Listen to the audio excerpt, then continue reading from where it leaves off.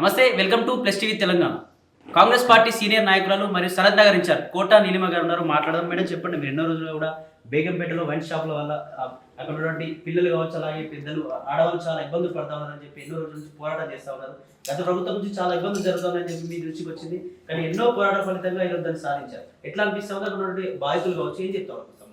ఇప్పుడు 3 ఏళ్ల నుంచి ఈ ఆందోళన సాగుతుంది, ఈ పోరాటం సాగుతుంది. అక్కడ వైన్ షాప్ మూలంగా 2,000 మంది కంటే ఎక్కువ మంది ఎఫెక్టెడ్ అయ్యారు. అక్కడ మహిళలు, ఒకటే రోడ్డు, దాని మించి లోపల కాలనీకి వెళ్ళాలి. కాలనీలో ఉన్న వాళ్ళందరూ బాధితులయ్యారు.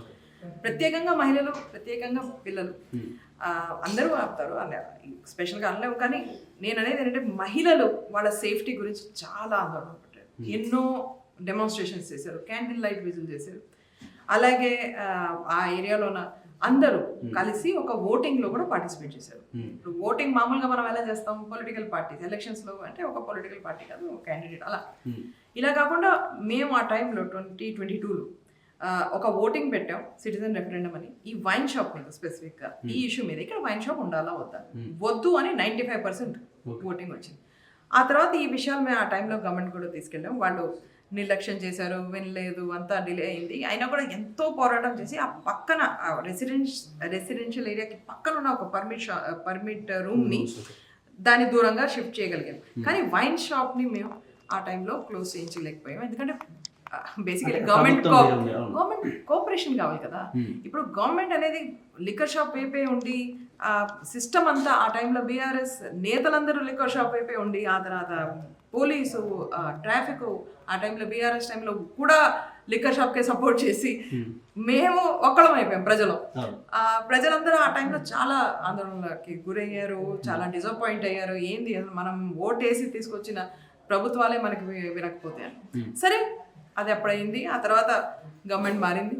గవర్నమెంట్ మారిన వెంటనే ఫస్ట్ దీని గురించి మనం ఎల్ఐసి చేసినప్పుడు తెలిసింది ఏంటంటే వీళ్ళకి లైసెన్సెస్ ఎక్స్పైర్ అవ్వాలి. ఆ తర్వాత మళ్ళీ కొత్త లైసెన్స్ ఇప్పుడు ఎలా అయితే వచ్చినాయి, ఇప్పుడు అలా వచ్చినప్పుడు మార్పు తీసుకొద్దామని. ఇప్పుడు ఆ లైసెన్సెస్ ఎక్స్పైర్ అయినాయి 2-3 నెలల క్రితం. మళ్ళీ కొత్త లైసెన్స్ వచ్చినప్పుడు ఈ ప్రజలందరూ మళ్ళీ అడగడం జరిగింది. ఇక్కడ ఈసారి ప్రజల ప్రభుత్వం ఇది, ఈసారి ప్లీజ్ మార్చమని. నేను కూడా ప్రొటెస్ట్లో పాల్గొన్నాను ఎన్నోసార్లు. సో మేము మంత్రివర్యుల దగ్గరికి ఈ విషయం తీసుకొచ్చిన వెంటనే వితిన్ డేస్ అండి, అంటే డిఫరెన్స్ ప్రజలకు కూడా తెలియాలి.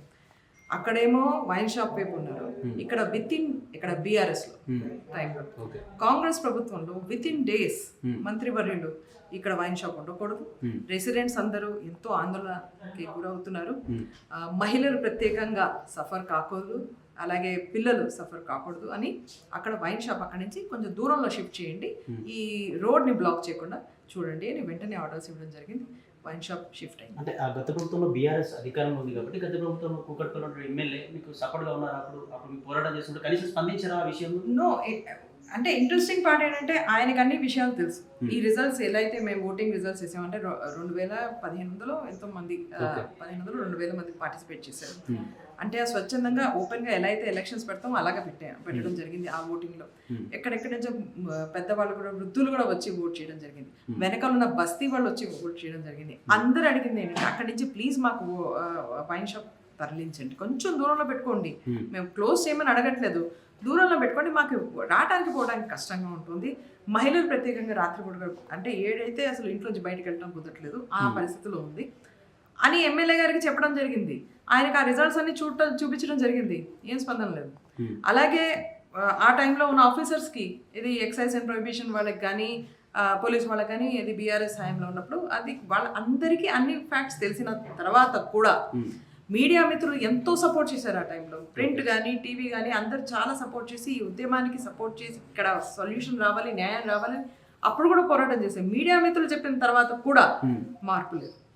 ఆ మార్పు ఎప్పుడు వచ్చింది అంటే గవర్నమెంట్ మారిన తర్వాతే వచ్చింది. అంటే ప్రజల పాలన అంటే ఇదే కదా.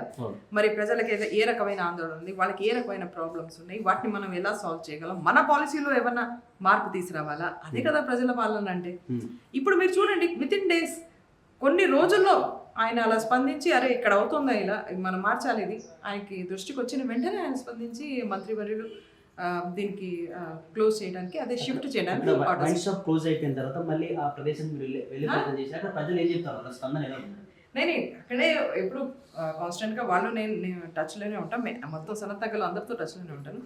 సో అక్కడ వెళ్ళటం కూడా జరిగింది ఆ రోజున. So they were very happy అండి. ప్రత్యేకంగా పిల్లలు నేను మీకు చూపిస్తాను. వాళ్ళందరూ రాసి చిన్న పిల్లలు అంటే అబౌట్ బిట్వీన్ 8 and 12 years, ప్రత్యేకంగా ఆడపిల్లలు, అంటే వాళ్ళ భవిష్యత్తును కాపాడాలని చెప్పేసి అలా face చాలా లో కనిపించింది. చాలా సాటిస్ఫాక్షన్ నాకు కూడా అనిపించింది. ఎందుకంటే వాళ్ళకి ఎంతో ఆనందంగా ఉండేది, ప్రాబ్లంగా ఉండేది ఆ రోడ్డు మీద నడవడానికి. ఎవరైనా తోడు తీసుకుంటే కానీ అక్కడికి వెళ్ళలేరు.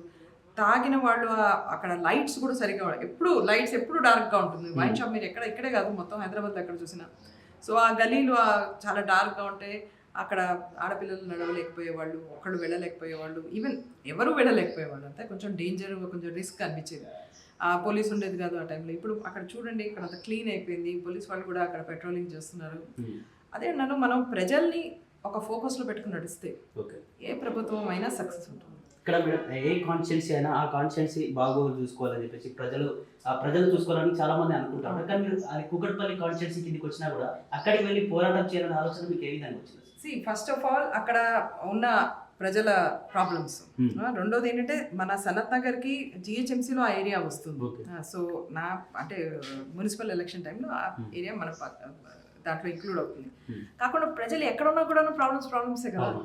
ఇప్పుడు లోకల్గా ఉన్న వాళ్ళకి సపోర్ట్గా ఉండడంలో తప్పలేదు. సో రెండోది నేను ఎప్పుడూ అంటాను దట్ కాంగ్రెస్ ప్రభుత్వం అనేది ప్రజల ప్రభుత్వం. ప్రజల మాట ప్రభుత్వం దగ్గర తీసుకెళ్లే ప్రయత్నం నేను కూడా చేస్తున్నాను. అక్కడ ఉన్న ఇన్ఛార్జీలు కూడా చేస్తున్నారు. అంటే అలా ఏమి లేదు, మాది కాదు అని. అది అంత ప్రజలు ఎక్కడ ప్రాబ్లమ్స్ ఉంటే అక్కడ మేము ఉంటాం. దట్ ఈస్ కాంగ్రెస్ అలవాటు. Thank you.